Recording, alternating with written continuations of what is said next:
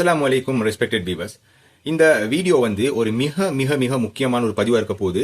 ஸ்ரீலங்காவில் மட்டுமில்ல, எல்லா மதத்தை சார்ந்தவர்களுக்கும், மிக முக்கியமா முஸ்லீம்களுக்கு.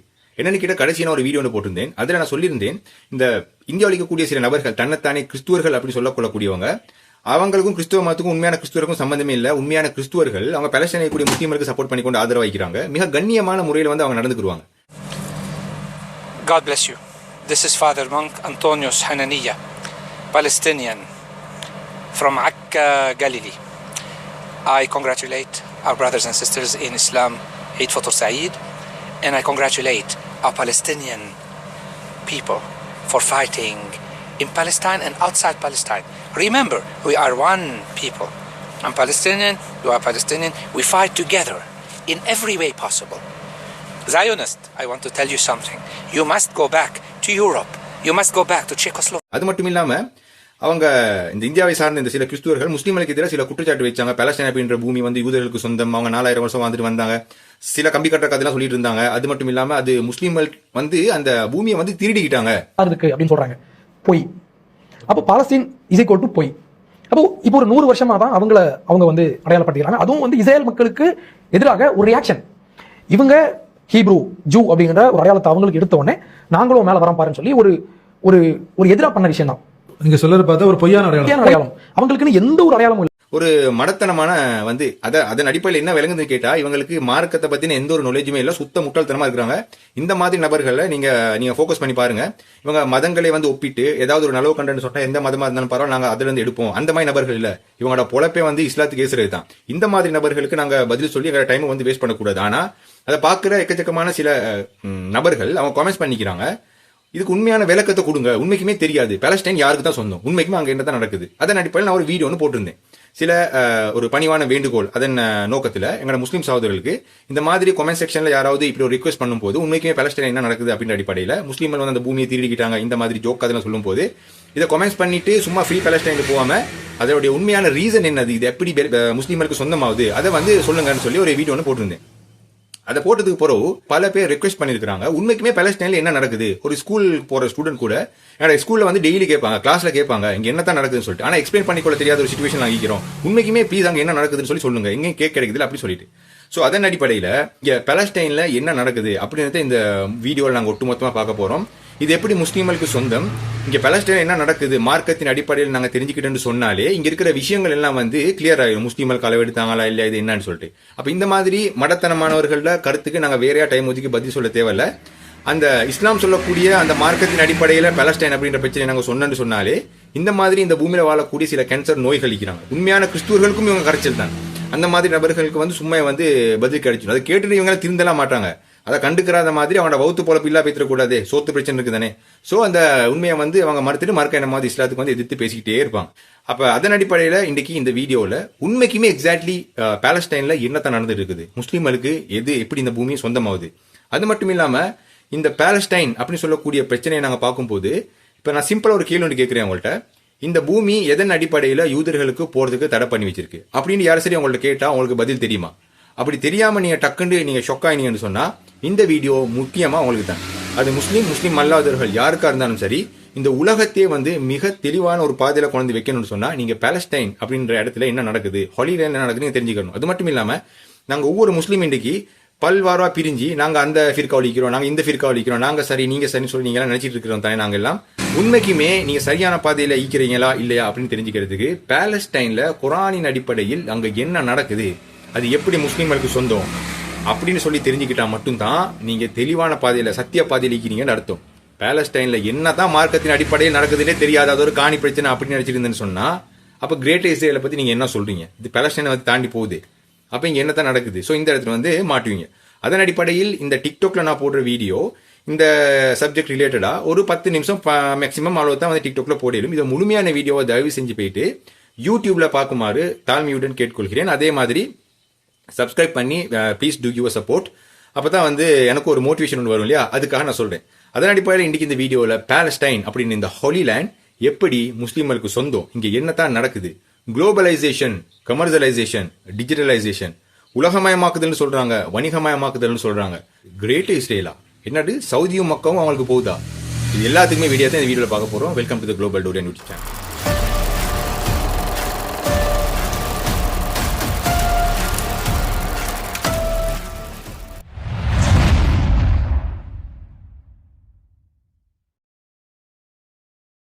பாலஸ்டைன்ல என்ன நடக்குது அப்படின்னு தெரிஞ்சுக்கிறதுக்கு முந்தி என்ற மிக முக்கியமான ஒரு பணிவான ஒரு அன்பான வேண்டுகோள் முஸ்லிம்களுக்கு மட்டுமில்ல மாற்று மத சகோதரர்கள் யாரா இருந்தாலும் சரி, இறைவனை நாடி அவனுக்கு பயந்து வாழக்கூடியவங்க, மனித நேயத்தை பேணி வாழக்கூடியவங்க, எப்பயுமே அநியாயத்தை கண்டா அநியாயத்தை அநியாயம்னு சொல்லக்கூடியவங்க யாரா இருந்தாலும் சரி, எந்த மதத்தில இருந்தாலும் சரி, அவங்களுக்கு தான் இந்த வீடியோ. இதில் நான் என்ன தாழ்மையா அவங்கள்ட்ட கேட்டுக்கொள்றேன்னு சொன்னா, நாங்க விலையும் கொள்ளணும், இந்த உலகத்துல நாங்க எந்த மதத்தை சார்ந்தவங்களா இருந்தாலும் சரி, இந்த மத நம்பிக்கையாளர்கள் இருக்காங்க இல்லையா, இறைவன் ஒருத்தர் இருக்கிறான் அப்படின்னு சொல்லி நாங்க நம்பி வாழ்றோம் இல்லையா, எங்களுக்கு எதிராக இங்க ஒரு மிகப்பெரிய ஒரு சூழ்ச்சி வந்து இந்த உலகத்துல நடந்துட்டு இருக்கு. அது என்னன்னு கேட்டா, எங்க எல்லாத்தையுமே நாங்க மதமா பிரிஞ்சு நாங்க ஒவ்வொருத்தவாதம் அடிச்சிட்டு இருந்தாலும் எங்க எல்லாத்தையுமே ஒரு கொமன் எதிரியா வச்சு எங்க எல்லாத்தையுமே ஒன்றுக்கா ஒரு அடிமை பண்ணி எங்க எல்லாத்தையும் ஒரு இடத்துல நின்று ஆட்சி பண்ணணும் அப்படின்ற ஒரு சூழ்ச்சி போயிட்டு இருக்குது. ஒரு உலக ஆட்சியை நோக்கி இந்த உலகம் இன்னைக்கு இழுத்துக்கிட்டு போயிட்டு இருக்குது. அதுல நாங்க எல்லாம் ஒரு மிகப்பெரிய எங்களோட சுதந்திரத்தை இழந்து மிக பயங்கரமான ஒரு அடிமட்ட அடிமை வரைக்கும் நாங்க எங்களை கொண்டு போகக்கூடிய ஒரு வேலை நடந்திருக்கு. அது என்னன்னு கேட்டா, அந்த உலக ஆட்சி. அது என்னது உலக ஆட்சி அப்படின்னு கேட்டா எங்களுக்கு தெரியும்.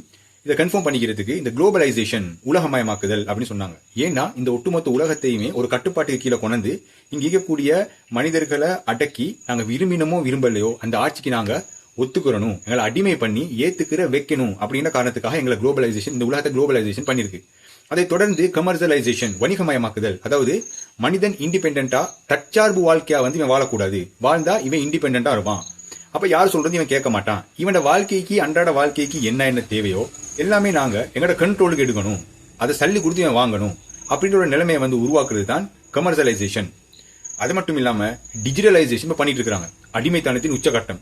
பிரிட்டன்ல கூட சொன்னாங்க டிஜிட்டல் ஐடி இல்லாம வேலை தர மாட்டோம்னு சொல்லிட்டு. அதை தொடர்ந்து பயங்கரமான போராட்டங்கள், மிகப்பெரிய ஒரு எங்களோட அடிமைத்தனத்தை நீங்க எடுத்துட்டு போறீங்களே, இதுக்கு நாங்க ஒத்துக்கிற மாட்டோம், எங்களை நிரந்தர ஒரு ஜெயில போடுறதுக்கு நீங்க எல்லாம் பிளான் பண்ணீங்களா, நாங்க விட மாட்டோம்னு சொல்லி போராட்டம் பண்ணிட்டு இருக்காங்க. சோ இந்த டிஜிட்டலைசேஷன், டிஜிட்டல் மயமாக்குதல், இதை பண்ணிட்டு அவங்க என்ன செய்வாங்க, ஒரு டிஜிட்டல் ஐடி மூலியமா எல்லாத்துக்குமே கொடுத்து ஒரு குளோபல் சொசைட்டி உருவாக்குவாங்க. அதே தொடர்ந்து ஒன் வேர்ல்ட் ஆர்டர், அதாவது ஒற்றை உலக ஒழுங்கு, ஒட்டுமொத்த உலகத்தையுமே அடக்கி எல்லாத்துக்குமே இனிமே ஒரே ஆட்சி தான் அப்படின்னு சொல்லி கொண்டு வரதுக்கான பிளான் தான் இங்க போயிட்டு இருக்குது. அதுக்கு அவங்க செலக்ட் பண்ணின இடம் தான் இந்த இஸ்ரேல்ல 3வது கோயில் சொல்லி ஒன்று கட்டுறாங்க இல்லையா, அந்த இஸ்ரேலை இன்னும் அகண்ட இஸ்ரேலா மாத்தி இன்னும் பல அரபு நாடுகளை இன்றைக்கு பாலஸ்டைன் என்ன நடக்குதோ அதே மாதிரி இவங்களோட ஆட்சி கீழே கட்டுப்பாட்டு கீழே கொண்டு அந்த ஒட்டுமொத்த அரபு தீபகற்பம் கிரேட் இஸ்ரேல் அப்படின்ற பேர்ல அங்க இருந்து உலகத்தை ஆட்சி பண்றதுக்கான பேர் தான் இங்க போயிட்டு இருக்குது.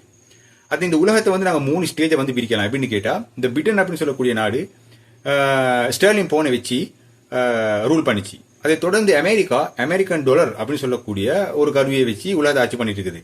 இப்ப அடுத்தது வர இருக்கிறது என்னது, டிஜிட்டல் கரன்சி.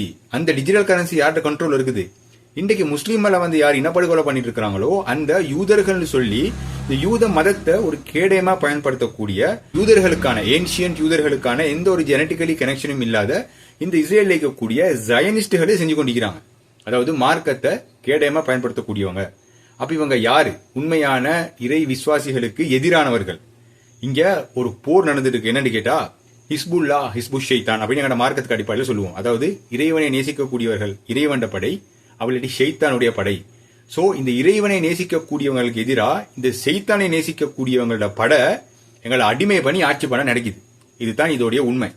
இதன் அடிப்படையில் பாலஸ்தீன் முஸ்லீம்களுக்கு எப்படி சொந்தம் அப்படின்னு நாங்க பாக்கணும்னு சொன்னா, யூடியூப் வீடியோலயோ டிக்டாக் வீடியோல எல்லாம் பாக்குறது இல்லை. இதெல்லாம் கிளாஸ் எடுத்து உலமாக்கள் மௌலவிமார்கள் அவங்களோட பொறுப்பை அதை ஒரு பணியா முஸ்லீம்களுக்கு மட்டுமில்ல மாற்று மத சகோதரர்களுக்கும் இங்க என்னத்தான் நடக்குது அப்படின்னு சொல்லி கொடுக்கக்கூடிய காலத்தின் கட்டாயத்துல நாங்க இருக்கிறோன்றதை மறந்துடக்கூடாது. எது எப்படியோ இந்த பாலஸ்டைன் எப்படி முஸ்லீம்களுக்கு சொந்தம் அப்படின்னு சொன்னா, இப்ராஹிம் அலைஹிஸ்ஸலாம் அவங்களோட வாழ்க்கையில நடந்த சில முக்கியமான விஷயங்கள் நாங்க பார்த்துட்டு மிகவும் சுருக்கமா இந்த விஷயத்துல முக்கியமான விஷயத்தை மட்டும் நான் சொல்லிட்டு முடிச்சிடுறேன். அதை தொடர்ந்து உங்களுக்கு இதை மிச்சம் விசாரிச்சு தெரிஞ்சுக்கணும்னு சொன்னா எனக்கு கால் பண்ணி கேளுங்க, நான் சொல்றேன். அப்படி இல்லாட்டி மிச்சம் முக்கியமா உலமாக்கள், மார்க்க அறிஞர்கள், மார்க்கத்தை சற்றுப்படி படித்தவர்கள் அவங்கள்ட்ட நீங்க கேட்டு ஒரு நல்ல நோக்கத்துக்காக இது தெரிஞ்சுக்கோங்க. என்னன்னு கேட்டா, இப்ராஹிம் அலைஹிஸ்ஸலாம் அவங்க இருக்கக்கூடிய அந்த காலகட்டத்தில் இந்த உலகம் இதுக்கு பிறகு வேற மாதிரியான ஒரு நகர்வை நோக்கி செல்லுது. அது என்னன்னு கேட்டா, இதுக்கு முந்தி வாழ்ந்தவங்க எல்லாமே ஒரு அவங்களோட சொந்த மனோ இச்சையின்படி இல்லாட்டி அவங்களோட நஃப்ஸை போராடுற ஒரு வாழ்க்கைய இருந்துச்சு. அரசாங்கங்கள் இல்ல, மன்னர்மார்கள் இல்ல, அடக்கி ஆளக்கூடிய மனிதர்களை அடக்கி ஆளக்கூடிய ஒரு சூழ்நிலை இல்ல. அவங்களோட வாழ்க்கை அதுல எது சரி எது பிழை இப்படின்ற மாதிரி. இப்ராஹிம் அலைஹிஸ்ஸலாம் அவங்களோட வாழ்க்கையிலிருந்து இந்த போக்கு வந்து மாறுது. மனித இனம் பல்கி பெருக தொடங்குது. அதுக்கான வேலையை தான் இப்ராஹிம் அலைஹிஸ்ஸலாமும் வந்து செய்யறாரு. இப்போ ஒரு ஊர் உருவாகணும்னு சொன்னா அங்க மக்கள் வரணும். மக்கள் வரணும்னு சொன்னா அங்க முக்கியமா தண்ணி இருக்கணும். அதுதான் ஜம்சம் கிணறு மக்காவில். அதுக்கான அந்த மக்களை ஃபீட் பண்றாரு. ஒரு மனிதன் வந்து அந்த பல்கி பெருகிறதுக்கான வேலையை வந்து இப்ராஹிம் அலைஹிஸ்ஸலாம் செய்யறாரு இல்லையா? சோ இப்படி இருக்கும்போது இங்கிட்டு இஸ்மாயில் அலைஹிஸ்ஸலாம் மூலியமா முகமது நபி ஸல்லல்லாஹு அலைஹி வஸல்லம் வரைக்கும் இப்படி ஒரு சந்ததி பல்கி பெருகுது. அதே மாதிரி இசாக் அலைஹிஸ்ஸலாமா யூதர்கள் அப்படின்னு சொல்லிட்டு அப்படி ஒரு சந்ததிகள் பல்கி பெருகுது. இப்ப இது ரெண்டும் இப்படி இருக்கும்போது இப்ராஹிம் அலைஹிஸ்ஸலாமோட வாழ்க்கையில அல்லாஹ் என்ன செய்யறான்? ஒரு மனிதனுடைய வாழ்க்கையில என்ன துறை இருக்கோ அத்தனையிலுமே எக்ஸாம் வைக்கிறான். அதுல முக்கியமான 2 துறை தான் ஒரு மனிதனுடைய வாழ்க்கைக்கு, ஆன்மீக துறை, அரசியல் துறை. இது ரெண்டுலயுமே இப்ராஹிம் அலைஹிஸ்ஸலாத்துக்கு எக்ஸாம் வைக்கிறான். அப்படி இருக்கும்போது இப்ராஹிம் அலைஹிஸ்ஸலாம் கூட ஒரு துவா வந்து கேட்கிறான். குர்ஆன்ல வந்து இருக்குது, எனது தொழுகையிலும் எனது வாழ்க்கையிலும் எனது மரணத்திலும் அகிலங்கை படைத்து ஆளக்கூடிய எல்லாமே இறைவனுக்கே. அதாவது என் வாழ்க்கையில எல்லா துறையிலையுமே நான் இறைவனுக்கு அடிபணிஞ்சு நடப்பேன் அப்படின்றது. அதாவது எனது தொழுகையில் என்று சொன்னா ஆன்மீகம், எனது வாழ்க்கை என்று சொன்னா அரசியல். இது ரெண்டுலயுமே நான் இறைவனுக்கு அடிபணிஞ்சு நடப்பேன். இதுக்கான எக்ஸாமை வந்து வைக்கிறான். மன்னட்ட போய் நிக்க சொந்த வாழ்க்கையில சொந்த மகனே வந்து குர்பான் கொடுக்க சொன்னா அதுக்கும் ரெடியா வராரு. எல்லாம் டெஸ்ட் பண்ணி பாக்குறான். ஏன்னா அல்லாட இங்க எய்ம் என்னன்னு கேட்டா, இந்த வெறுமே மனிதனை படைத்தி என்னை வணங்குங்கன்னு சொல்லிட்டு இருந்தா அது ஒரு நல்ல இறைவனுக்கு ஒரு நல்ல ஒரு அந்தஸ்து இல்ல. அவன் என்ன நினைக்கிறான்னு கேட்டா, என்னைய படைத்த ரப்புல் ஆலமீன் அல்லாஹ் ரப்புல் ஆலமீன் இந்த பூமியில மனிதன் படைத்து பல்கி பெருகுவான், நாடுகள் உருவாகும், ராணுவங்கள் உருவாகும், மன்னர்மார்கள் எல்லாம் உருவாகுவாங்க, மக்கள் அடக்கி ஆளுவாங்க. அப்ப இந்த பலகீனமானவங்களை வந்து அவங்களுக்கு வாழ்றதுக்கு ஒரு தகுதி இல்லாத ஒரு சுடுகாடா இது வந்து மாறிடும். அந்த நிலைமை வரக்கூடாதுன்றதுக்காக ஒரு வாழ்க்கை நெறிய நாங்க கொடுக்கணும். அரசியல் ரீதியான வழிகாட்டுதலும் இவங்களுக்கு கொடுக்கணும், ஆன்மீகமும் நாங்க கொடுக்கணும். அதன் அடிப்படையில இப்ராஹிம் அலைஹிஸ்ஸலாம் இந்த மாதிரி அல்லாஹ்வோட பொருத்தத்தை பெற்றதுக்கு பிறகு இப்ராஹிம் அலைஹிஸ்ஸலாத்துக்கு அல்லாஹ் ஒரு மிகப்பெரிய அவார்டு ஒன்று கொடுக்குறான். அது என்ன அவார்டு ஒன்று கொடுத்தா, என்ன அவார்டுன்னு கேட்டா, இந்த ஒட்டுமொத்த உலகத்தையும் படைத்து பரிபாலிக்கக்கூடிய அல்லாஹ் ரப்புல் ஆலமீன் அவன் இந்த கம்பெனிக்கு நீங்க தான் மேனேஜர் அப்படின்னு சொல்றான். அதாவது இனிமே இந்த உலகத்துக்கு நீங்க தான் இமாம் அப்படின்னு சொல்றான். அதாவது லீடர்ஷிப், அதாவது ஹலீஃபா. என்ன கேட்டா, அல்லாஹ் ஆதம் அலைஹிஸ்ஸலாத்தை படைக்கும் போதே குர்ஆன்ல ஆதம் அலைஹிஸ்ஸலாத்தை மனிதனுடைய உச்சபட்ச அந்தஸ்தாகிய ஹலீஃபா அப்படின்னு சொல்லி தான் டிக்ளேர் பண்றான். அதாவது பிரதிநிதி. பார்லிமெண்ட்ல பிரதிநிதி இருப்பாங்க, மக்கள்ல கோரிக்கையை செஞ்சு வைக்கிறதுக்கு. இங்க பிரதிநிதி என்னன்னு கேட்டா, அல்லாஹ் மனிதனை படைக்கிறான். அல்லாட வழிகாட்டுதல் வரும், அல்லாட ஆட்சி இந்த பூமியில இருக்கணும். ஆனா அதை நான் செய்ய மாட்டேன். ஏண்ட அடிமையா இருந்தா நான் சொல்றதை கேட்டு நீங்க செய்யணும். அதனால அல்லாட பிரதிநிதி. முகமது நபி ஸல்லல்லாஹு அலைஹி வஸல்லம் யாரு? ஹலீஃபத்துல்லா, அல்லாட டைரக்ட் பிரதிநிதி. குலஃபாய் ராஷிதீன்கள் யாரு? ஹலீஃபத்துர் ரசூல். முகமது நபி ஸல்லல்லாஹு அலைஹி வஸல்லம் அவங்க செஞ்சதை வந்து இவங்க செஞ்சாங்க இல்லையா? அதனால அவங்க ஹலீஃபத்துர் ரசூல், டைரக்ட் வஹி வரலே. இதன் அடிப்படையில தாவூத் அலைஹிஸ்ஸலாத்தை வந்து அல்லாஹ் என்ன சொல்றான்? பிஸ்மில்லாஹிர் ரஹ்மானிர் ரஹீம், யா தாவூத் இன்னி ஜாயிலுக ஃபில் அர்தி ஹலீஃபா அப்படின்றான். இவங்க எல்லாமே ஹலீஃபா தான். சரியா? ஒவ்வொரு மனிதனுமே இங்க ஹலீஃபா. அவன் சொந்த வாழ்க்கையில எல்லாமே ஹலீஃபா தான். அல்லாஹ் சொன்ன மாதிரி நடக்கணும் அடிபணிஞ்சு. அப்ப இப்படி இருக்கும்போது அல்லாஹ் இந்த மக்களுடைய உலக விவகாரங்கள், வாழ்க்கையை பத்தி இவங்களை அப்படியே வழிகாட்டுதல் இல்லாம விட்டுறக்கூடாது சொல்லி இவங்க நல்லா இருக்கணும், அரசியல் ரீதியா நல்லா இருக்கணும், பெண்கள் அடிமைப்படுத்தக்கூடாது, பெண்களை நாங்க பாதுகாக்கணும், எல்லாத்துக்குமே சம உரிமை கொடுக்கணும்ன்ற இந்த ஒரு நோக்கத்தோட தான் அல்லாஹ் வந்து இந்த அரசியல் ரீதியான வழிகாட்டுதலை காட்டுறான். இப்போ மிக சிறந்த உதாரணம் சொல்றேன் பாருங்க. சமத்துவம் சொல்றேன் தானே, போலியான சமத்துவத்தை வச்சு நான் சமத்துவன்றோம். முகமது நபி ஸல்லல்லாஹு அலைஹி வஸல்லம் சமத்துவத்தை இந்த உலகத்துல ஆணி வேறா ஊண்டிட்டு போனாங்க. அதுக்கு மிக முக்கியமான ஒரு உதாரணம் சொல்றேன் பாருங்க. பெண்கள், அதாவது முகமது நபி ஸல்லல்லாஹு அலைஹி வஸல்லம் காலத்துல பெண்கள் பிறந்தா என்ன செய்வாங்க? குழி தோண்டி போயிச்சிருவாங்க. அந்த மாதிரி ஒரு கேடு கெட்ட சமுதாயத்துல முகமது நபி ஸல்லல்லாஹு அலைஹி வஸல்லம் பிறகுறாங்க. அப்படியா பிறந்த சமுதாயத்துல முகமது நபி ஸல்லல்லாஹு அலைஹி வஸல்லம் ஒரு கவர்மெண்ட்டை உருவாக்குறாங்க, அல்லாஹ்வோட நோக்கத்தை நிறைவேற்றுறாங்க. அந்த அரசாங்கத்துல முகமது நபி ஸல்லல்லாஹு அலைஹி வஸல்லம் சமத்துவத்தை பேணுறதுக்கு என்ன செய்யறாங்க? பெண்கள் வந்து தாழ்ந்தவங்க இல்ல அப்படின்னு சொல்றதுக்கு எல்லா மகனுக்குமே அவங்க பெத்தெடுக்கிற எல்லா மகனும் எல்லா மனிதனுக்கும் தாய்னு சொல்லி இருப்பாங்க. அந்த தாயுடைய காலுக்கு கீழே தான் சோனம் இருக்குன்னு சொல்றாங்க. பெண்களை தூக்கி வச்சாங்க. ஆனா அந்த வெளியில பெண்கள் வந்து ஓவரா பில்டப் பண்ணிடக்கூடாது இல்லையா? அதை அவங்க அடக்கிறதுக்கு முகமது நபி ஸல்லல்லாஹு அலைஹி வஸல்லம் என்ன செஞ்சாங்க? எல்லா பெண்களுக்கும் தன்னுடைய கணவனுடைய காலுக்கு கீழே தான் சொர்க்கம் இருக்குன்னு சொல்லி சமத்துவத்தை ஆணி அடிச்சுட்டு போனாங்க முகமது நபி ஸல்லல்லாஹு அலைஹி வஸல்லம். அதனால தான் இந்த மாதிரி அரசியல் சித்தார்த்தங்கள்ல முகமது நபி ஸல்லல்லாஹு அலைஹி வஸல்லம் மாதிரி இந்த உலகத்துல வேற யாருமே இல்லைன்றது ப்ரூஃப் பண்றதுக்கு தான் மைக்கேல் ஹார்ட் புக் எழுதினாரு, முஸ்லீம் அல்லாதவர். அதுல அவர் என்ன சொல்றாரு? 100 மிக சிறந்த உலகத்துல ஆட்சியாளர்கள 1வது பட்டியலை வந்து முகமது நபி ஸல்லல்லாஹு அலைஹி வஸல்லம் கொடுத்திருக்காங்க. ஏன்னு கேட்டா, இந்த அல்லாஹ் எங்களை படைத்த அல்லாஹ், முகமது நபி ஸல்லல்லாஹு அலைஹி வஸல்லம் அடிபணிந்த இறைவன், அவன் தன்னை வணங்குறதுக்கு படைக்கல, அது மட்டும் படைக்கல.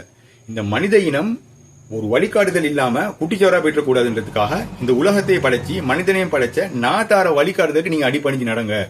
இதன் அடிப்படையில தான் குர்ஆன், இஞ்சில், தோரா, இந்த ஜபூரா இருக்கட்டும், இது எல்லாமே வேத நூல்கள் சொன்னா எல்லாமே ஒவ்வொரு காலகட்டத்துக்கு வந்தது. நாங்க அன்பார்ச்சுனேட்லி பிரிஞ்சிருக்கிறோம். அதனுடைய கடைசி அட்வான்ஸ் லெவல் வேதம் தான் குர்ஆன், முழுமையானது. இப்ப அப்படி இருக்கும்போது இப்ராஹிம் அலைஹிஸ்ஸலாம் இந்த மாதிரி அல்லாஹ் வந்து ஒரு மிக பொக்கிஷமான ஒரு அவார்டு கொடுத்தது போற, உலகத்துக்கே நீங்க தான் இமாம் லீடர் அப்படின்னு சொன்னதுக்கு போறோம். இப்ராஹிம் அலைஹிஸ்ஸலாம் என்ன கேட்கிறாங்க துவா, இதுதான் பாலஸ்டைனோட வந்து கனெக்டட் ஆகும். என்னன்னு கேட்டா, யா அல்லாஹ் என்ன மரணத்துக்கு போறோம் இந்த இமாமத்தை எனது சந்ததிகளுக்கே கொடுத்துருன்னு சொன்னதுக்கு போறோம். அல்லாஹ் இப்ராஹிம் அலைஹிஸ்ஸலாம் கேட்டு மறுப்பானா? இல்ல. ஆனா அல்லாஹ் என்ன சொல்றான், எனது வாக்குறுதி நிச்சயமாக அநியாயக்காரங்களுக்கு போயிட்டு சேராதுன்னு அல்லாஹ் சொல்றான். இதன் அடிப்படையில இப்ராஹிம் அலைஹிஸ்ஸலாமோட மரணத்துக்கு போறோம். அப்பையும் மிகப்பெரிய அளவுல இந்த மனித இனம் பல்கி பெருகி மிகப்பெரிய அளவுல அரசாங்கங்கள் மன்னர்கள் மாதிரிலாம் உருவாகல. இப்ப காலப்போக்குல இப்படியே போகுது. இங்கிட்டு இப்ராஹிம் அலைஹிஸ்ஸலாம் மூலியமா இந்த யாரு இஸ்ராயல் அலைஹிஸ்ஸலாம் மூலியமா யூதர்கள், இங்கிட்டு இஸ்மாயில் அலைஹிஸ்ஸலாம் மூலியமா அந்த பரம்பரை அப்படியே பள்ளி பெருகும் போது, அதை தொடர்ந்து மூசா அலைஹிஸ்ஸலாமோட காலத்துல தான் இதுக்கான அந்த சிஸ்டமேட்டிக் ஆர்டர் உண்டு, ஒரு சோஷியல் ஆர்டர், ஒரு அரசாங்கம் உருவாகணும் அப்படின்றதுக்கான சூழ்நிலை வந்து சரியா ஃபார்ம் ஆகுது. ஏன்னு கேட்டா அந்த நேரம் மன்னர் என்று சொல்லி ஒருத்தன் இருக்கிறான். அவன் ஆனா ரப்பு குமுல் ஆகலான்னு அவனை டிக்ளேர் பண்றான், மக்களை யூதர்களை அடக்கி ஆள்றான். அப்படி இருக்கும்போது இப்ப இறைவனுடைய வழிகாட்டுதல் கட்டாயம் தேவை. ஏன்னா அந்த மண்ணை வந்து அவன் வைத்தது தான் சட்டம். அப்படி இருக்கும்போது மக்களுடைய ஹியூமன் ரைட்ஸுக்கு என்ன ஆகுது? இந்த யூனிவர்சல் வேல்யூஸ்னு ஒன்று இருக்குது. இதெல்லாம் இவன் பாட்டுக்கு செஞ்சேன்னு சொன்னா எல்லாரும் சும்மா அநியாயமா இருக்கிறவங்களை வந்து இவன் அடிமை பண்ணிட்டு இருக்கிறான். இவன் செய்யற அநியாயத்துக்கு யாரு தண்டனை கொடுக்கறது? சோ இதெல்லாம் இங்க சரி வராது. இறைவன் வழிகாட்டுதல் படி இந்த உலகத்துல ஒரு அரசாங்கம் இருக்கணும் அப்படின்றது நோக்கத்துல இறைவன் மனிதனுடைய நலனை கருதி என்ன செய்யறான்னு கேட்டா, ஒரு அரசாங்கம் உருவாக்குறதுக்கு, அதாவது ஒரு ஹிலாஃபா ஸ்டேட் உருவாக்குறதுக்கு இப்ப மூசா அலைஹிஸ்ஸலாம் மூலியமா இந்த யூதர்களை வச்சு வேலை வாங்குறதுக்கு, அதாவது ஒரு அரசாங்கம் இறைவனின் வழிகாட்டுதலின் படி ஒரு அரசாங்கம் உருவாகிறதுக்கு இப்ராஹிம் அலைஹிஸ்ஸலாம் கேட்ட துவாவின் படி முதலா இந்த யூதர்களை வந்து எல்லாம் செலக்ட் பண்றான். அதனாலதான் அவங்க சூசன் பீப்பிள், தேர்வு செய்யப்பட்ட சமுதாயம், ஒன்னாவது சமுதாயமாக யூதர் இருக்கிறாங்க. எந்த மாற்று கருத்தும் இல்ல. அவங்க யூதர்கள் பாலஸ்டைன்ல தான் இருந்தாங்க, இஸ்ரேல்ல தான் இருந்தாங்க, நோ ப்ராப்ளம். ஆனா எதுக்கு தேர்வு செய்யப்பட்டாங்களோ அந்த தேர்வுப்பட்ட, அதாவது ஒரு ஒரு ஸ்டேட் அண்ட் கவர்மெண்ட் வந்து உருவாக்கணும் இறைவன் என்ற கட்டளையின் படி. அதுக்கு ஒரு கிப்லா ஒன்று வேணும் இல்லையா? அந்த கிப்லா, அதாவது கிப்லான்னு சொன்னா வெறும் அங்கிட்டு சொல்றதா இங்கிட்டு சொல்றதா இல்ல, ஒட்டுமொத்த உலகத்துக்குமே இறைவன் வழிகாட்டுதல் படி மனிதன் நிம்மதியா இந்த உலகத்துல வாழ்றதுக்கு சட்ட திட்டங்கள் போகக்கூடிய இடம். அந்த இடத்துக்கு தான் உலகமுமே சஜிதா பண்ணணும். அந்த சட்டத்துக்கு சஜிதா பண்றதுன்னு சொன்னா இறைவனுக்கு சஜிதா பண்றதுன்றது அர்த்தம் அதுல. அதாவது முதல் கிப்லாவாகிய யூதர்கள் எங்க இருக்குது? இந்த ஹோலி லேண்ட், இந்த பாலஸ்டைனா இருக்கட்டும், இஸ்ரேலா இருக்கட்டும், வேற என்ன பேர் வேணாலும் போட்டுக்கோங்க. ஆனா அல்லாஹ் அந்த குர்ஆன்ல வந்து அதை அடையாளப்படுத்தும் போது பைத்துல் முகத்தஸ் அப்படின்னு சொல்றான். அந்த இடத்தை தான் வந்து இவங்க டார்கெட் பண்ணி அங்க இருந்து தான் இந்த யூதர்கள் ஆட்சியை வந்து உருவாக்கணும். இப்ப இந்த மூசா அலைஹிஸ்ஸலாம் என்ன செய்யறாங்க? இந்த யூதர்கள் வந்து கூட்டு போறாங்க. ஃபிரௌன் எல்லாம் வந்து கடல்ல, அதெல்லாம் தெரிஞ்ச கதை, எல்லாம் இருந்ததுக்கு போறோம். ஏன் யூதர்கள் போயிட்டு அங்கே வாழல மறுக்கா ஈஜிப்ட்ல? ஏண்டா முதல் கிப்லா வந்து எங்க இருக்கு? ஹோலி லேண்ட்ல இருக்கு. அங்க போயிட்டு இவங்க ஒரு அரசாங்கத்தை உருவாக்கணும் இறைவன் கட்டளையின் படி. ஆனா மூசா அலைஹிஸ்ஸலாம் அங்க போனதுக்கு போறோம், ஹோலி லேண்டுக்கு போனதுக்கு போறோம், இன்றைக்கு இருக்கக்கூடிய பாலஸ்டைனுக்கு போனதுக்கு போறோம். அங்க ஏற்கனவே வேற யாரோ ஆட்சி பண்ணிட்டு இருக்கிறாங்க, மன்னர் ஆட்சி மாதிரி பண்ணிட்டு இருக்கிறாங்க. அப்ப இன்னைக்கு வந்து இடம் வந்து யாரு பழமை வாழ்ந்தவர் என்று சொன்னா, அப்ப யூதர்களுக்கும் அங்க போயிடாது, முஸ்லீம்களுக்கும் அங்க போயிடாது. அங்க யாரோ ஒருத்தர் ஏற்கனவே வாழ்ந்துட்டு இருக்கிறாங்க. விஷயம் என்ன தெரியுமா? இறைவனால் இது ப்ரோமிஸ் லேண்ட், இறைவனால் வழங்கப்பட்ட பூமி. ஆனா அவன் சொன்ன வேலையை யாரு செய்யறாங்களோ அவங்களுக்கு தான் அந்த பூமி. இதன் அடிப்படையில் நான் ஒரு ஆரம்பத்தில் கேள்வி கேட்டேன் இல்லையா, யூதர்களுக்கு எந்த வகையில் அது போகக்கூடாது அப்படின்னு சொன்னா, இறைவன் அங்க போறதுக்கு தடை செஞ்சிருக்கிறான். அது தெரிஞ்ச உமர் அலி அல்லாஹ் அன்ஹு அதுக்கு வந்து எகெயின்ஸ்டா யூதர்கள் அங்க போயிட்டு வாழக்கூடாதுன்னு சொல்லிட்டு தான் பெக்ட் ஆஃப் உமர் அக்ரிமெண்ட்டை போடுறாரு. அப்ப மூசா அலைஹிஸ்ஸலாம் இந்த யூதர்களை ஹோலி லேண்டுக்கு கூட்டிட்டு போயிட்டு ஒரு அரசாங்கம் உருவாக்கணும், ஒரு ஹிலாஃபா ஸ்டேட் உருவாக்கணும்னு போகும்போது அங்க ஏற்கனவே மன்னர் மகள் ஆட்சி பண்ணிட்டு இருக்காங்க. இப்ப என்ன செய்யணும்? போர் வந்து கட்டாயமாகுது. ஏண்டா நன்மையை ஏவி தீமையை தடுக்கணும்ன்றதுக்காக. மனிதர்கள் நல்லா வாழணும். ஏன்னு கேட்ட இப்போ ஒரு கூட்டம் வந்து ஆட்சி பண்ணிட்டு இருக்குது. மூசா அலைஹிஸ்ஸலாம் இந்த யூதர்களை கூட்டு போயிட்டு இங்க நீங்க எல்லாம் ஆட்சி பண்ணக்கூடாது, உங்களுக்கு ஆட்சி பண்றதுன்னா நீங்க மனோ இச்சையின் போய் நீங்க ஆட்சி பண்ணுவீங்க, அநியாயம் நடக்கும். இறைவன் ஒரு மிக அழகான ஆட்சி சிஸ்டம் வச்சிருக்கான், அதை தான் இங்க எஸ்டாப்ளிஷ் பண்ணணும். அதை பார்த்தீங்கன்னா வாழ்ந்துக்கோன்னா கேட்க மாட்டாங்க. சொல்லலாம் ஃபர்ஸ்ட்டுக்கு. அதைத்தான் முகமது நபி ஸல்லல்லாஹு அலைஹி வஸல்லம் ரோமாபுரிக்கு கிஸ்ராக்கெல்லாம் செஞ்சாங்க. ஃபர்ஸ்ட்டுக்கு காயத்தை கொடுத்து வெளிப்படுத்தினாங்க. கேட்கலையா? அடுத்தது போர் தான். ஏன்னா மன்னர் ஆட்சின்னு சொன்னா என்னது? மனித குணத்துக்கே எதிரானது.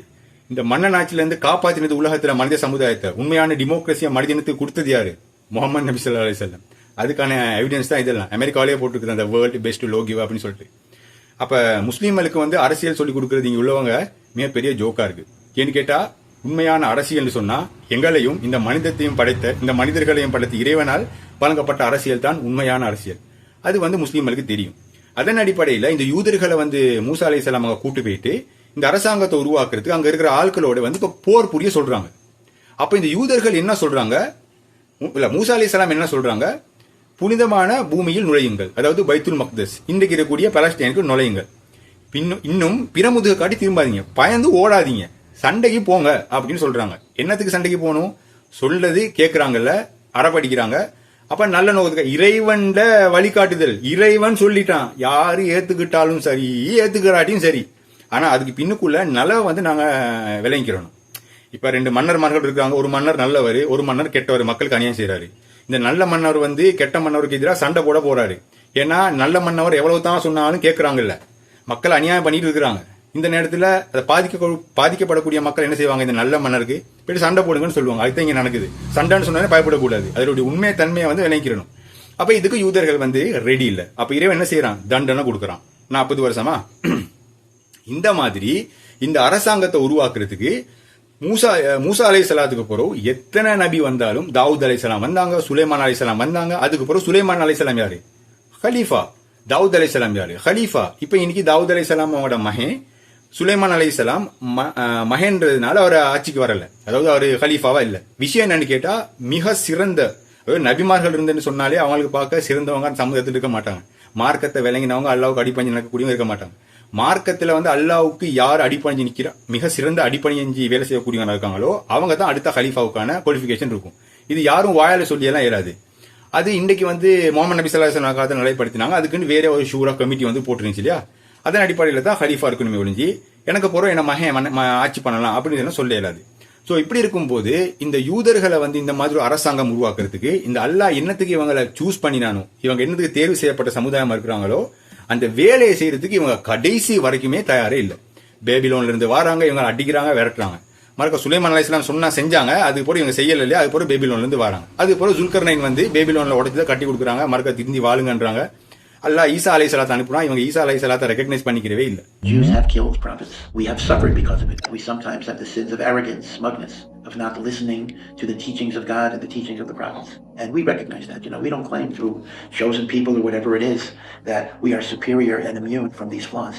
But we do recognize that we still have the responsibility of trying to be God's people.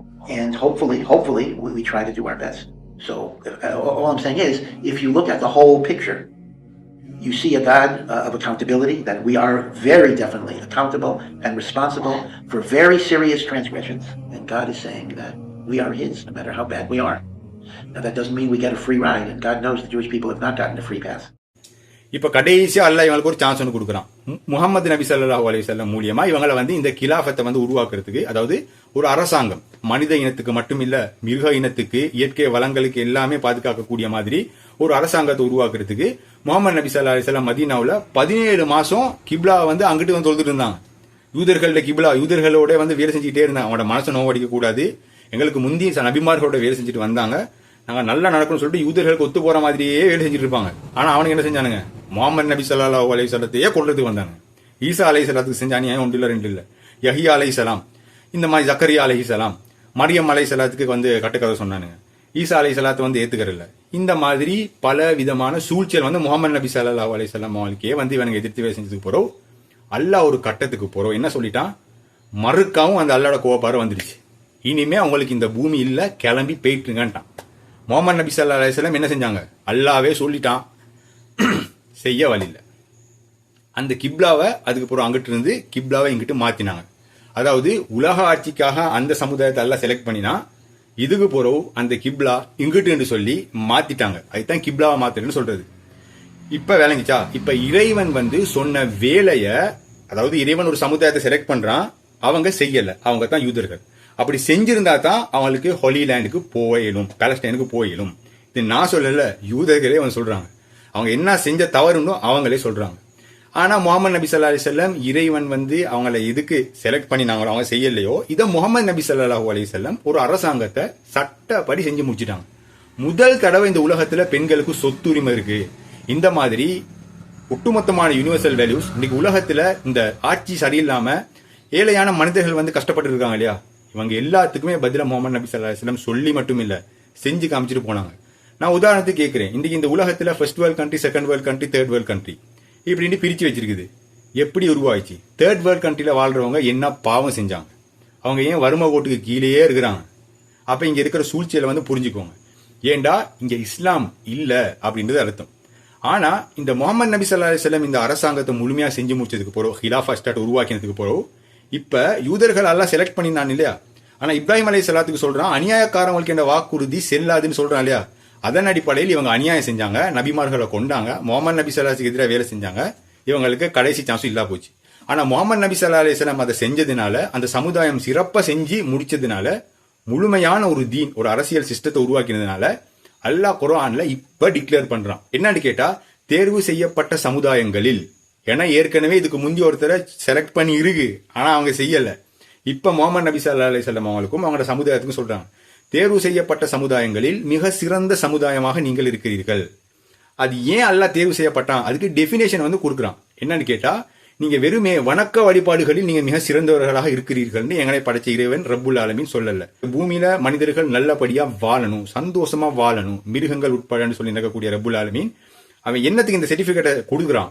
நீங்க அதாவது நீங்க தேர்வு செய்யப்பட்ட சமுதாயங்கள் மிக சிறந்த சமுதாயம் இருக்கிறீர்கள் சொல்லிட்டால என்ன சொல்றான், நீங்க நன்மையை ஏவுகிறீர்கள், தீமையை தடுக்கிறீர்கள் அப்படின்ட்டு. சும்மா வார போற நன்மையா அப்படியெல்லாம் இல்ல, ஒரு ஆர்கனைசேஷனா, ஒரு அரசாங்கமா வந்து இந்த வேலையை நீங்க செய்றீங்க. அதனால இறைவன் என்ன சொல்றான், நீங்க என்னைய பொருந்திக்கிட்டீங்க, நான் உங்களை பொருந்திக்கிட்டேன். இந்த ஸ்டேட்மெண்ட் எல்லாம் குர்ஆன்ல வந்து யூதர்கள் பார்க்கும்போது அவங்க வெக்கம், மானத்தை இழந்து, கோவத்தின் உச்சகட்டம், பொறாமையின் உச்சகட்டத்துக்கே வந்து போயிட்டாங்க. இத்தனை நபிமார்களை அனுப்பி எங்களுக்கு கிடைக்காத விஷயம் இவங்களுக்கு கிடைச்சிருச்சு அப்படின்னு சொல்லிட்டு. ஏன்னா இந்த கிலாஃபத்து இந்த முகமது நபி ஸல்லல்லாஹு அலைஹி வஸல்லம் வந்ததுக்கு பிறகு முகமது நபி ஸல்லல்லாஹு அலைஹி வஸல்லம் இந்த சமுதாயத்திலிருந்து வந்துட்டார் இல்லையா, இது ஒரு தாழ்வு மனப்பான்மை யூதர்களுக்கு ஏற்படுத்துது. அதனாலதான் இவங்க நினைக்கிறாங்க, இந்த நபியை நாங்க கொண்டுட்டேன்னு சொன்னா மறுக்கா ஒரு நபி எங்கட சந்ததியிலிருந்து வருவாங்க, அதுக்கப்புறம் எங்களுக்கு கிலாஃபத்து கிடைக்கும், சுலைமான் அவங்க அலைஹிஸ்ஸலாமோட காலத்துல மாதிரி எங்களுக்கு சந்தோஷமா வாழலாம். இப்படின்ற ஒரு அடிப்படையில தான் இவங்க முகமது நபி ஸல்லல்லாஹு அலைஹி வஸல்லம் அவங்கள கொள்றதுக்கு பிளான் பண்றது. சூழ்ச்சினாலும் சூழ்ச்சி, அந்த மாதிரி சூழ்ச்சி. அப்ப இந்த மாதிரி விஷயத்தை நாங்க மனசுல வச்சுக்கிட்டு இந்த கிலாஃபத்து அப்படின்னு சொல்றதுக்கு தானே, இதை வந்து நாங்க தவறுதலா உலகத்துல பல பேர் புரிஞ்சிருக்கிறாங்க. இந்த ஆட்சி அதிகாரம் அப்படின்னு சொல்றது முகமது நபி ஸல்லல்லாஹு அலைஹி வஸல்லம் அவங்க சிஸ்டமேட்டிக்கா அல்லாஹ்வோட கட்டளையின்படி உருவாக்கினது. இப்ப சிம்பிளா சொன்னா பாருங்களேன், இன்னைக்கு வந்து அதை வந்து கொச்சப்படுத்துறாங்க. ஏன்னு கேட்டா, களவெடுத்தா கையை வெட்டணுமா அப்படின்னு சொல்றாங்க. ஆனா முகமது நபி ஸல்லல்லாஹு அலைஹி வஸல்லம் களவெடுத்தா கையை வெட்டினாங்களா? அவங்க எப்படி அதை செஞ்சாங்கன்னு கேட்டா, ஃபர்ஸ்ட்டுக்கே களவெடுத்தோன்னே கையை வெட்டு அப்படின்ட்டு போகல. அவங்க என்ன செஞ்சாங்க, அந்த அவங்க உருவாக்கின அந்த அரசாங்கத்துல இனிமே யாருமே களவெடுக்கவே தேவையில்லாத ஒரு பொருளாதார சட்டப்படி ஒரு கொள்கையை வந்து எஸ்டாப்ளிஷ் பண்ணி மக்களுக்கு என்ஃபோர்ஸ் பண்ணினாங்க. இப்ப சிம்பிளா அவனு சொல்றேன் பாருங்களே, அந்த ஸ்டேட் அண்ட் கவர்மெண்ட்ல வாழ்ந்தவங்க எல்லாருமே 100க்கு 250 எல்லாருமே சதக்கா கொடுக்கணும். சரியா? இப்ப எங்க வறுமை வரப்போகுது? அது மட்டும் இல்லாம யாராவது ஒருத்தர் வந்து எனக்கு இப்படி கஷ்டமான சூழ்நிலைமை இருக்கு அப்படின்னு சொல்லி ஹலீஃபா கிட்ட சொன்னு சொன்னா அவரை வேற லெவல், அவரு அதோட கஷ்டத்தை மறந்துட வேண்டியதுதான் அவரு. சோ இந்த மாதிரி விஷயங்கள் இருக்கும் போது பொருளாதார சட்ட திட்டங்கள் அவ்வளவு நல்லதா இருந்துச்சு. அதுல மக்கள் வறுமை கோட்டுக்கு கீழே போறதுக்கு சான்ஸே இல்லை. சோ இந்த மாதிரி மக்கள் களவெடுக்க தேவையில்லாத ஒரு பொருளாதார சிஸ்டம் ரன் ஆயிட்டு இருக்கும் போது எல்லாமே நிரப்பமா இருக்கு. இப்ப அவனை யாராவது கையெடுத்தா முகமது நபி ஸல்லல்லாஹு அலைஹி வஸல்லம் கையை வெட்டுவாங்க. அதுவும் எப்படி? மற்றவங்களுக்கு பயம் வரணும்னு சொல்லி பப்ளிக்கா வச்சு செய்வாங்க. அது அவங்களோட சொந்தக்காரவங்களா இல்லாட்டி வேற யாரா அதெல்லாம் தேவையில்ல. சட்டம் எல்லாத்துக்கும் பொதுவானது தான். அதன் அடிப்படையில் தான் இஸ்லாம் வந்து வேலை செய்யும். அதுவும் மற்ற மனுஷன் முன்னுக்கு செஞ்சா அதை பார்த்து இருக்கக்கூடியவங்க பயப்படுவாங்க. சோ இந்த மாதிரி விஷயங்கள் தான் இது எல்லாத்துக்கும் பின்னுக்கும் இருக்கு. இதெல்லாம் நல்ல மனசோட வந்து யாரு தேடி படிக்கிறீங்களோ நிச்சயமா அவங்களுக்கு வந்து வெற்றி கிடைக்கும். இதன் அடிப்படையில இங்க ஜெருசலத்துல வந்து இவங்க எல்லாம் சொல்ற மாதிரி ஒரு காணி பிரச்சனை மாதிரியும் ஒரு ஹவுஸ் டீட் எழுதி கொடுத்து அதுல யாரு முன்னுக்கு வந்தாங்க, யாரோட சைன் இருக்கு, யாரு முந்தி வாழ்ந்தாங்க, தாவூத் அலைஹிஸ்ஸலாம் அவங்க வாழ்ந்தாங்க, யூதர்கள் அவங்களோட இருந்தாங்க, நாங்க எல்லாம் இங்க தோடி பாங்கிட்டு எல்லாமே வந்து ஆதாரங்கள் கிடைக்குதுன்னு சொன்னா என்ன ஒரு ஜோக்கா இருக்குது? நீங்க யாரோட வாழ்ந்தாலும் சரி, அந்த பூமியை படைத்த இறைவன் அவன் ஒரு விஷயத்துக்கு ஒரு கம்யூனிட்டியை வந்து செலக்ட் பண்றான். அப்படி செலக்ட் பண்ணினவங்களுக்கு தான் அந்த செலக்ட் பண்ணினவங்க அந்த வேலையை செஞ்சு முடிச்சாதான் அந்த பூமி. அப்படி இல்லாட்டி நீங்க எத்தனை ஆயிரம் 4000 வருஷம் கோடான கோடி வருஷம் வந்து வேலை இல்லை. இப்ப இன்றைக்கு பாலஸ்டைன் அப்படின்ற அந்த புனிதமான அந்த ஹோலி லேண்டை வந்து முஸ்லிம்கள் ஆகிய நாங்க யூதர்களுக்கு நாங்க கொடுக்கறதுல எந்த வித எங்களுக்கு பிரச்சனையுமே இல்லை. ஆனா இறைவன் சொன்ன மாதிரி அந்த கட்டளைகளுக்கு வந்து அவங்க வந்து ஏத்துக்கிறோம். என்னது, கடைசி நபியாகிய முகமது நபி ஸல்லல்லாஹு அலைஹி வஸல்லம் அவங்களையும் ஏத்துக்கிட்டு, ஜீசஸ் அலைஹிஸ்ஸலாம், ஈசா அலைஹிஸ்ஸலாம் அவங்களையும் ஏத்துக்கிட்டு, இவங்க மறுக்கவும் திருந்தி வட்டி கிட்டினெல்லாம் போகாம நல்லபடியா வாழ்றன்னு சொல்லி ஒத்துக்கிட்டேன்னு சொல்லி அல்லாஹ் கிட்ட தௌபா செஞ்சு அந்த பாவத்துல இருந்து மீண்டா, ஈசா அலைஹிஸ்ஸலாத்துக்கு செஞ்ச அநியாயம் மீண்டா, அப்ப உங்களுக்கு முஸ்லீம்கள் அந்த ஹோலி லேண்டை வந்து வாங்கி தருவோம். அதுவும் யாரு, உண்மையான யூதர்களுக்கு. சரியா? இதன் அடிப்படையில நாங்க எனக்கு தெளிவா விளங்கிறோம். இந்த ஹிலாஃபத்துன்னு சொன்னா அது 2 கிப்லா, அது யாரோட கட்டுப்பாட்டுல இருக்குதோ அவங்களுக்கு தான் கிலாஃபத்தை வந்து கொண்டு வரையணும். இப்போ உதாரணத்துக்கு இன்றைக்கு உலகத்துல இந்தோனேஷியாவில் இருந்து கொண்டு ஒரு மூலையில் இருந்து கொண்டு நாங்க ஒரு கிலாஃபத்து கொண்டு வர போறோம் 100-150 பேர் சேர்ந்து கொண்டு வரணும்னு சொன்னா இவங்க வழி கெட்டு வைக்கிறாங்கன்னு அர்த்தம். ஏன்னு கேட்டா கிலாஃபத்தை யாருக்கு கொண்டு வரணும்னு தைரியம் இருக்குதோ, நீங்க ஒன்னாவது சவுதி அரேபியாவுக்கு போயிட்டு சவுதி அரேபியாவில் கூடிய மக்கா ஃபர்ஸ்ட்டுக்கு உங்களோட கட்டுப்பாட்டு கீழே கொண்டு வாங்க. அதுக்கு பிறகு நீங்க கலீஃபா ஆகுங்க. அந்த வேலையெல்லாம் நீங்க செய்யாதீங்க, அது மஹதி அலைஹிஸ்ஸலாம் வந்து செய்வாங்க. இன்றைக்கு நாங்க காலகட்டத்தில் உதாரணத்துக்கு நாங்க ஸ்ரீலங்காவில் வாழ்றோம்னு சொன்னா எங்களுக்கு வாழ்றதுக்கு இவங்க இடம் தந்திக்கிறாங்க. அதுக்கு நாங்க ரெஸ்பெக்ட் பண்ணி எங்களுக்கு எதிராக இப்படி ஒரு அநியாயம் நடக்குது, இந்த நாட்டை நீங்க எங்களோட எதிரிகள்ட்ட இருந்து காப்பாத்திக்கோங்கன்னு சொல்லிடும். அது மட்டும் இல்லாம இங்க இருந்துகிட்டு யாரும் நாங்க ஆட்சி கொண்டு வர போறோம், இஸ்லாமிய ஆட்சி கொண்டு வர போறோம், இந்தியாவில இருந்து நாங்க இஸ்லாமிய ஆட்சி கொண்டு வர போறோம்னு சொன்னா நீங்க இது இஸ்லாத்துக்கு செய்யற துரோகம் மட்டும் இல்ல, முஹம்மது நபி ஸல்லல்லாஹு அலைஹி வஸல்லம் அவங்களோட தீனுக்கு செய்யற துரோகம். ஏன்னு கேட்டா அவங்க வாழ்றதுக்கு இடம் கொடுத்துருக்காங்க, நாங்க அவங்கள கண்ணியப்படுத்துறோம், அதுல மாற்று கதை இல்ல. ஆனா மஹதி அலைஹிஸ்ஸலாம், முஹம்மது நபி ஸல்லல்லாஹு அலைஹி வஸல்லம் அவரோட குடும்பத்திலிருந்து ஒருத்தர் வருவாரு, அவர் கஅபத்துல்லாவை கைப்பற்றுவாரு, அவர் ஹலீஃபாவாகுவாரு. அது மட்டும் இல்லாம அங்கிட்டு ஈசா அலைஹிஸ்ஸலாம் வருவாங்க. அந்த ஈசா அலைஹிஸ்ஸலாம் வந்து என்ன செய்வான்னு கேட்டா மஹதி அலைஹிஸ்ஸலாம், அதாவது முஸ்லிம் கம்யூனிட்டியோடையும் ஜீசஸ் அலைஹிஸ்ஸலாம் அவங்கள நம்பிக்கொண்டிருக்கக்கூடிய உண்மையான கிறிஸ்துவர் இருக்கிறாங்க இல்லையா, அதாவது முஸ்லீம்களை வந்து நேசிச்சு வாழ்வாங்க, பலஸ்டைன்ல முஸ்லீம்களுக்கு அவங்க ஆதரவா பேசுவாங்க. அந்த கிறிஸ்துவர்களும் முஸ்லீம்களும் சேர்ந்து என்ன செய்வோம், அந்த மசாயா வரக்காட்டிலையும் உண்மையான யூதர்களும் வந்து ஈக்கிறாங்க. அவங்க மனம் திருந்தி ஈசா அலைஹிஸ்ஸலாத்துல சேர்ந்துட்டாங்கன்னு சொன்னா நாங்க எல்லாமே சேர்ந்து ஒரு வேலை ஒன்று செய்வோம். பாத்தீங்களா, அதுதான் உண்மையான உலக ஆட்சி. அப்ப அந்த உலக ஆட்சி தான் அதுக்கு எதிரா இங்க கெட்டவன கைக்கு போயிட்டு கெட்டவங்க ஒரு உலக ஆட்சி கொண்டு வரதுக்கு ட்ரை பண்ணிட்டு இருக்காங்க. ஆனா அது நடக்காது. சுலைமான் அலைஹிஸ்ஸலாம் கேட்டு துவா இருக்கு. இப்ப இதை உண்மைப்படுத்துற மாதிரி அல்லாஹ் குர்ஆன்ல ஒரு விஷயத்தை சொல்றான். இதை டொனால்ட் ட்ரம்ப்புக்கு தெரியும், ஜோ பைடனுக்கு தெரியும். அது மாதிரி இந்த மேற்கத்திய நாடுகளில் வாழ்ற ஆட்களிக்கிறாங்க இல்லையா, அவங்களுக்கு இதை பத்தி நல்லாவே தெரியும் ஆட்சியாளருக்கு. என்னன்னு கேட்டா இந்த உலக ஆட்சியை உண்மைப்படுத்துற மாதிரி அல்லாஹ் வந்து குர்ஆன்ல ஒரு விஷயத்தை சொல்றான். என்னன்னு கேட்டா நான் நினைக்கிறேன் 9:36 நினைக்கிறேன், முஷ்ரிக்குகள் காஃபிர்கள் சொன்னா முஸ்லீம் அல்லாதவர்கள், அவ்வளவுதான். அது பெரிய விஷயம் ஒன்றுமே இல்ல. இப்ப முஸ்லீம் அல்லாதவர்கள் இருக்கிறாங்க இல்ல, இப்ப ஒரு ஹிந்து மதத்தை சார்ந்தவங்க சொன்னா அவங்களுக்கு முஸ்லீம் நாங்க காஃபிர்கள், அவ்வளவுதான். சரி, அது ஒரு பெரிய ஒரு அநியாயமான வார்த்தை எல்லாம் இல்ல. அதாவது நான் முஸ்லீம்னு வச்சுக்கோங்களே. அந்த குர்ஆன்ல என்ன சொல்றதுன்னு கேட்டா முஷ்ரிக்குகள் காஃபிர்கள் வெறுத்த போதிலும், அதாவது முஹம்மது நபி ஸல்லல்லாஹு அலைஹி வஸல்லத்தை அனுப்பினேன்னு அல்லாஹ் சொல்றான். முஷ்ரிக்குகள் காஃபிர்கள் வெறுத்த போதிலும் எல்லா மார்க்கங்களையும் விட மேலோங்குவதற்காக, அதாவது அல்லாஹ் இன்னைக்கு ரியல் ஒன் வேர்ல்ட் ஆர்டரை பத்தி பேசுறான். மஹதி அலைஹிஸ்ஸலாம் மூலியமா, ஈசா அலைஹிஸ்ஸலாம் மூலியமா இது உலக ஆட்சியாகும். உண்மையான இஸ்லாம் அப்படின்னு சொல்றது உலக ஆட்சியா வந்து மாறும் அப்படின்னு சொல்றது தான் இதோடைய அடிப்படை வந்து கருத்து. சோ இன்றைக்கு வந்து பாலஸ்டைன்ல வந்து நடந்து கொண்டிருக்கிறது ஒரு காணி பிரச்சனை இல்ல, இல்ல பூர்வீகம் யாரு வாழ்ந்தாங்கன்றது பிரச்சனை இல்ல. இதெல்லாம் அறிவின் அடிமட்ட அந்தஸ்து, இதோடைய உச்சபட்ச அந்தஸ்து. குர்ஆனின் படி சொல்லணும்னு கேட்டா இங்க நடக்கிற பிரச்சனை உலக இமாமத்துக்கு நடக்கிற பிரச்சனை. நாங்க மஹதி அலைஹிஸ்ஸலாம் அவங்களோட வருகைக்கும் மிக நெருக்கத்தில் இருக்கிறோன்றதுல எந்தவித மாற்று கருத்தும் இல்லை. இந்த மாதிரி முக்கியமான விஷயங்கள் வந்து தெரிஞ்சுக்கிறதுக்கு மதங்கள் அடிப்படையில் நாங்க எல்லாம் ஒற்றுமையா இருக்கணும், எங்களை பிரிச்சு வைக்கிறதுக்கு மிகப்பெரிய சூழ்ச்சி நடக்குது, அதுக்கு நாங்க ஏமாறாம ஒற்றுமையா இருக்கணும். இந்த மாதிரி விஷயங்கள் நாங்க தெரிஞ்சுக்கிறதுக்கு இன்னும் அதிகமா எதிர்காலத்துல இந்த யூடியூபை வந்து சப்ஸ்கிரைப் பண்ணி வச்சுக்கோங்க. கூடவே பெல் பட்டனை கிளிக் பண்ணி நோட்டிபிகேஷன் வரதுக்கு மாதிரி செட் பண்ணி வச்சுக்கோங்க. நாங்க நல்லதே நினைப்போம், நல்லதே நடக்கும். அஸ்ஸலாமு அலைக்கும்.